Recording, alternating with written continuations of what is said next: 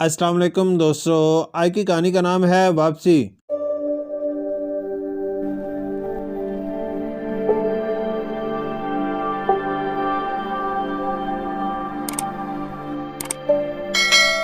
असद अचानक घर लौटा तो वो 6 माह कबल घर वालों से नाराज होकर किसी को कुछ बताए बगैर घर से चला गया था। फिर एहसास होने के बाद वो खुद ही घर लौट आया। उसके घर से जाने की वजह यह थी कि उसने गाड़ी लेने की जिद की थी। अबू जान का कारोबार इन दिनों खसारे में था। जब इसकी जिद पूरी ना हुई तो वो नाराज होकर घर से चला गया था। जब वो घर में दाखिल हुआ तो किसी ने इससे बात न की। बहन ने देखा तो बेरुखी से मुंह मोड़ लिया। छोटे भाई हमजा ने भी बात न की। हमजा तुम भी मुझसे नाराज हो? हमजा ने गुस्से में कहा। आप कौन होते हैं पूछने वाले? असद को धचका सा लगा। क्या हुआ तुम्हें? मैं तुम्हारा भाई हूँ।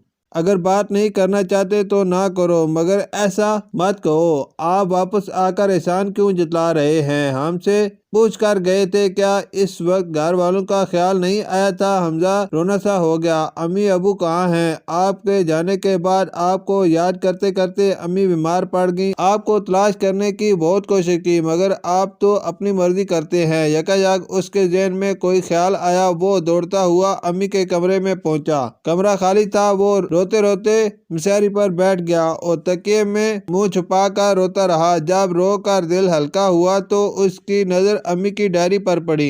वो जानता था कि अम्मी अहम बातों को डायरी में नोट कर लिया करती थी। उसने डायरी खोली तो एक जगह लिखा था, आज असद को गए हुए 1 हफ्ता हो गया है। वो मुझे बहुत याद आता है। इसने कोई राब्ता भी तो नहीं किया। अल्लाह करे वो खैरियत से हो। आगे 10 दिन बाद की तारीख दर्ज थी। लिखा था, आज मैंने असद का पसंदीदा खाना बनाया है, मगर वो तो है ही नहीं। अब मैंने फैसला किया है, जब तक असद वापस नहीं आता मैं कुछ नहीं खाऊंगी। एक सफ़े पर लिखा था, मेरी तबीयत कई दिनों से खराब है, हल्का हल्का बुखार है। असद के अब्बू कहते हैं कि मैं हर वक्त इसी के मुतालिक सोचती रहती हूँ। क्या करूँ? आखिर वो मेरा लाडला बेटा है। माँ को बेटे की याद नहीं आएगी तो फिर किसकी आएगी? साल के आखिरी हफ्ते में लिखा था, नया साल शुरू होने में 1 हफ्ता रह गया है, मगर इसकी कुछ खबर नहीं। पता नहीं इसकी नाराजगी कब खत्म होगी। मैं आज डॉक्टर के पास गई थी। उन्होंने कहा कि मैं अपने ज़हन पर बोझ न डालूं, मगर